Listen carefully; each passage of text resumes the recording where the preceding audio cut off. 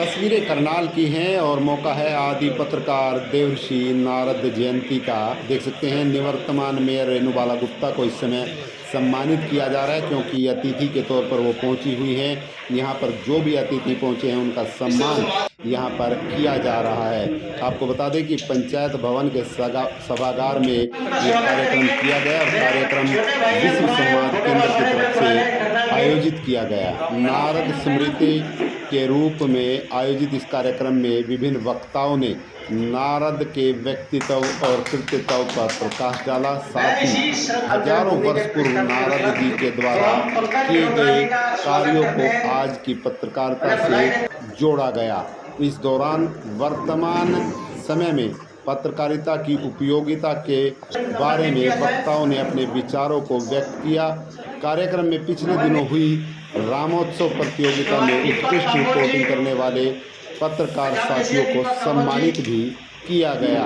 आपको बता दें कि कार्यक्रम में मुख्य अतिथि के तौर पर बाल रोग विशेषज्ञ डॉक्टर सुमित सिंघल पहुंचे थे और कार्यक्रम की अध्यक्षता नगर निगम की निवर्तमान मेयर रेणुबाला गुप्ता ने की, जबकि मुख्य वक्ता के तौर पर आरएसएस प्रचार विभाग के प्रांत प्रमुख राजेश कुमार ने अपनी बात रखी और पत्रकारों को अपने जिस तरह से वो पत्रकारिता से जुड़े हुए हैं, उनके जो एक्सपीरियंस हैं, अनुभव हैं, उन्होंने इस दौरान वो साझा किए। और आप तस्वीरें इस समय जो देख पा रहे हैं, ये तस्वीरें करनाल के पत्रकारों को सम्मानित करने की तस्वीरें हैं।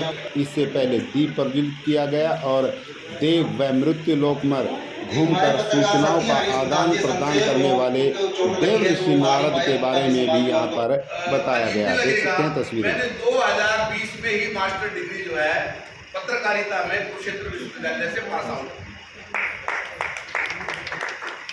कारण क्या है कि जिस फील्ड में आप हैं, जब तक आप उसकी स्किल्डनेस को नहीं समझोगे, स्किल को नहीं समझोगे, आप फिर उसके साथ न्याय नहीं कर सकते। विश्व संवाद केंद्र वास्तव में 3-4 बिंदुओं पे काम करता है। पत्रकारिता के क्षेत्र में काम करने वाले लोगों के साथ संबंध, तालमेल, प्रबोधन, संबोधन, संपर्क, संवाद, ये एक काम। भविष्य के जो पत्रकार हैं, यानी मीडिया को पढ़ने वाले जो छात्र हैं, उनके बीच में भी कार्यक्रम का आयोजन। मीडिया को पढ़ाने वाले जो प्राध्यापक हैं, उनके साथ भी संपर्क, संबंध, संवाद। और अभी हम इस वर्ष से बहुत जल्दी जो पत्रकारिता के क्षेत्र में काम कर रहे हैं, पढ़ाई कर रहे हैं विशेष तौर पे, उनका एक 3 महीने का प्रैक्टिकल प्रशिक्षण, अप्रेंटिस जिसको हम कहते हैं, वो 3 महीने से लेकर के 6 महीने तक वो हमारे पास करें, इसकी एक व्यवस्था विश्व संवाद केंद्र शुरू करने वाला है। सबसे पहले मैं अपने बारे में बताना चाहूँगा। मेरा नाम योगेश सैनी है, मैं रेवाड़ी जिले से आता हूँ।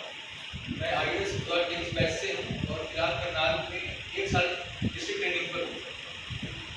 सबसे पहले तो मैं मुझे पत्रकार के ऊपर बात करनी है, तो मैं यही कहूँगा, जैसे कि आप सब जानते हैं कि लोकतंत्र को मजबूत बनाने के लिए पत्रकारों का एक अहम रोल होता है। जैसे कि हम जानते हैं कि 3 स्तंभ होते हैं लोकतंत्र के, न्यायपालिका, कार्यपालिका, विधानपालिका।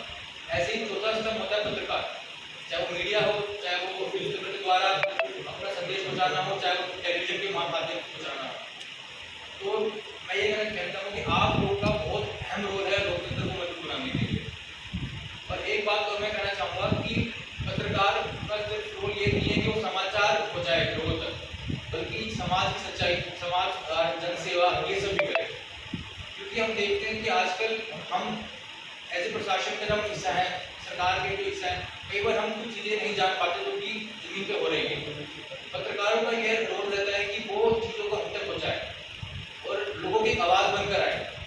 इसलिए यही कहना चाहूँगा कि सत्यनिष्ठा से, निष्पक्ष होकर अगर आप पत्रकारिता करते हैं तो इससे पूरे समाज का भला होता है।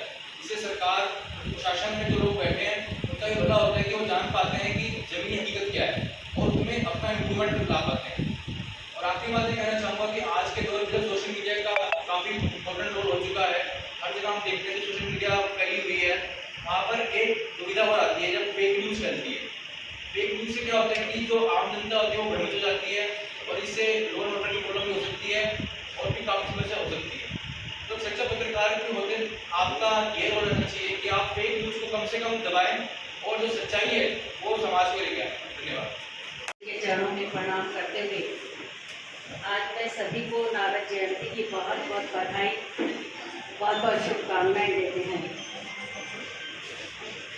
इस कार्यक्रम में मुख्य रूप से हमें मार्गदर्शन मिलेगा हमारे संघ के प्रमुख और आप सब लोगों में वरिष्ठ हैं आदरणीय भाई राजेश जी का। अभी वो हमें मुख्य रूप से इसके बारे में जानकारी भी देंगे। हमारे बीच में हमारे मुख्य अतिथि डॉक्टर सुमित, हमारे IAS ट्रेनी हैं योगेश सैनी जी जो आपसे रूबरू होके चुके हैं, और मेरे सामने उपस्थित हमारे शहर के वरिष्ठ पत्रकार बंधुओं।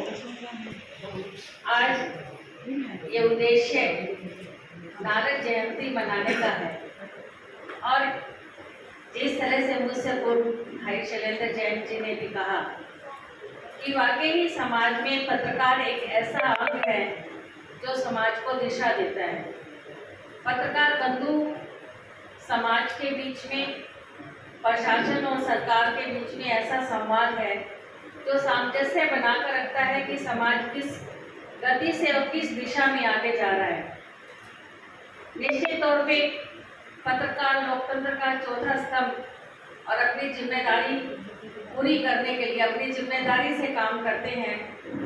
कहीं ना कहीं लोकतंत्र की खूबसूरती है कि हमारा ये चौथा स्तंभ निष्पक्ष होकर और स्वतंत्र होकर काम करे।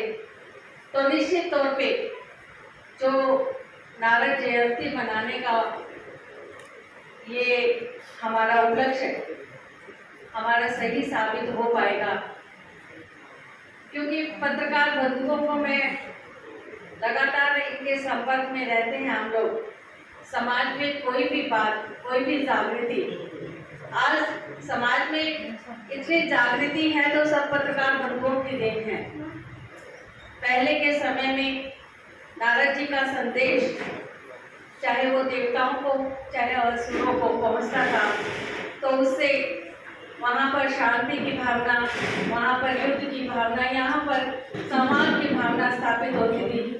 आज हमारे सामने इस वैज्ञानिक युग में हम देख रहे हैं कि सोशल मीडिया, प्रिंट मीडिया, अनेक माध्यम हैं पत्रकारों के पास जिससे वो अपनी बात, लोगों की बात सरकार तक, प्रशासन तक पहुँचा सकते हैं।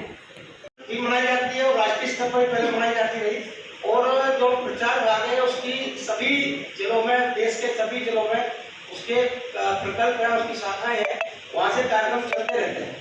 तो नारद जयंती पर नारद जी चूँकि आदि पत्रकार थे तो उनसे पत्रकारों को जोड़ने के लिए इस कार्यक्रम की संरचना की गई। इस कार्यक्रम में नारद जी को एक उनका जो स्वरूप था, भूत में देखा, अगर देवताओं को किसी ने सनातन देवताओं को देखा हो या पुराण पढ़े हो, किसी ने पुरानी कथाएं पढ़ी हो, तो एक चरित्र आता नारद जी का।